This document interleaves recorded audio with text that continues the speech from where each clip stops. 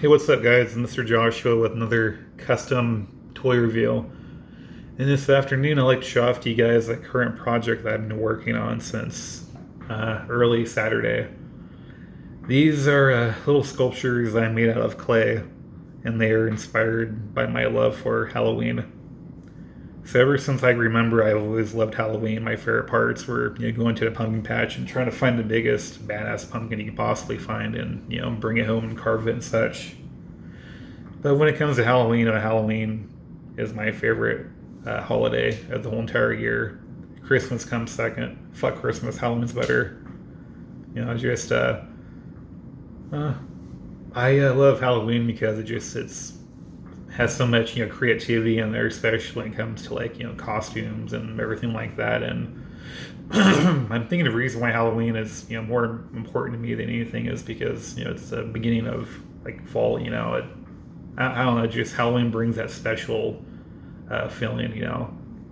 And so with my love for Halloween, last weekend I thought I would start making up my own Halloween action figures. And as you can see here, I started making, some over the weekend. I made 3 so far. I'm working on the 4th one right now. And so my idea is that these guys are going to be kind of like, in a way, kind of like those Funko Pops that they have that people, buy like crazy.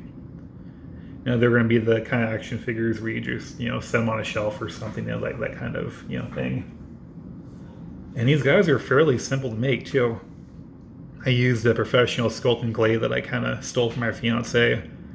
She graduated a couple years ago with an arts degree in college.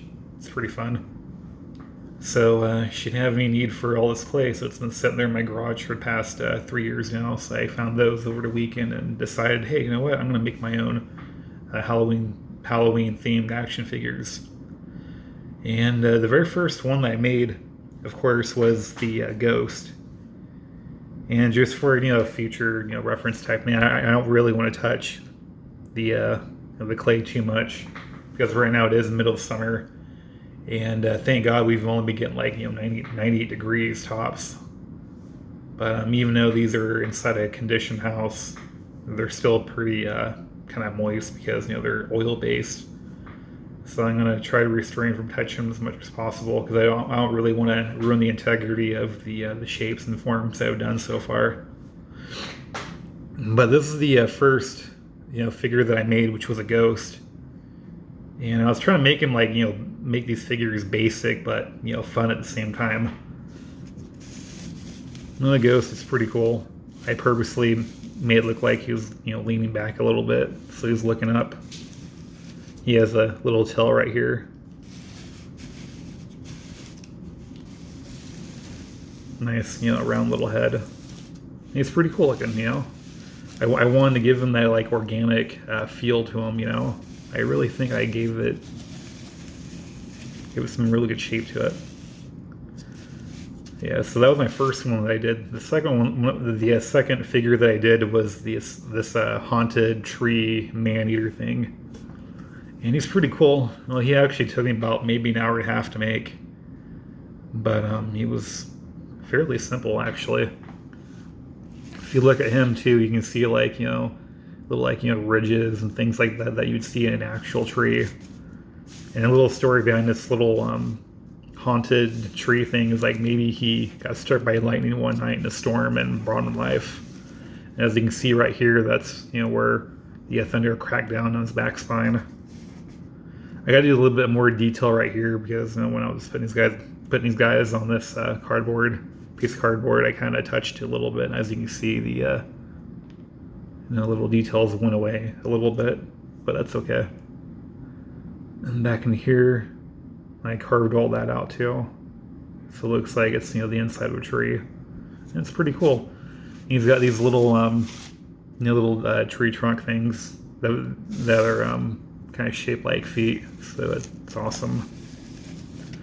And then the last guy that I did is this dude right here, half eating candy cane, or maybe a quarter eating candy cane.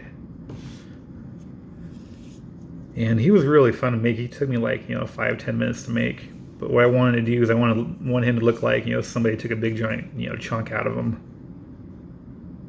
And I try to mimic like what would teeth would look like if teeth sank in and took a big bite out of them. It's pretty fun. I really like this figure. He's all like kind of hunched over a little bit, like he's kind of retarded now. Yeah, and he has like that kind of like a retarded look on his face because he's missing half a brain. And with this guy, I actually gave him a name on Sunday. His name is Herpaderp. Herpaderp the candy corn. So it's kind of funny.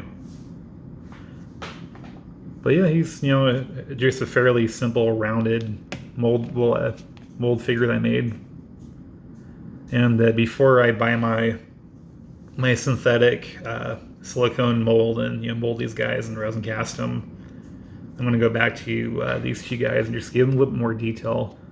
I want this guy to stand up a little bit better before I mold them. These guys are supposed to be meant for just stand under a shelf. And who knows if I can start selling these guys. I'll probably sell them for like maybe $10 a piece.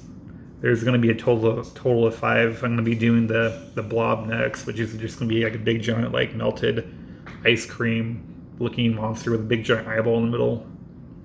And then the other one's going to be a mummy, and that one's going to be kind of difficult to do. But yeah, the secret behind of getting perfect molds of these figures is just making the molds just look simple. You don't want to make them complicated and hard for the resin to come into and harden. So one of the things I learned about resin casting and molding is that the harder it is to cast, the more of a shitty cast you're going to get, air bubbles and such. Which hopefully I won't have any trouble with these two, but this one I might just a little bit on the top of its crown, the head. But we'll see what happens. And that's all I can say about these figures. Other than that, these are kind of supposed to be arms. They're test arms for the man-eating tree. Kind of looks like a penis. But we'll get that. We'll get there later. I don't really want to make a tree trunk monster with a giant dick coming out. Even though it would be pretty funny, but it'd kind of be inappropriate, But yeah, looks something like that. Who knows, maybe I'll give him some, arms or something. We'll see. But anyways, yeah, that's about it for my figures right now. That's all that I have. And stay tuned for part 2. That'll be up in a couple of weeks.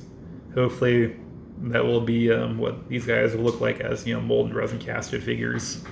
So yeah, stay tuned. Anyways, thanks for watching. Have yourselves a fun afternoon.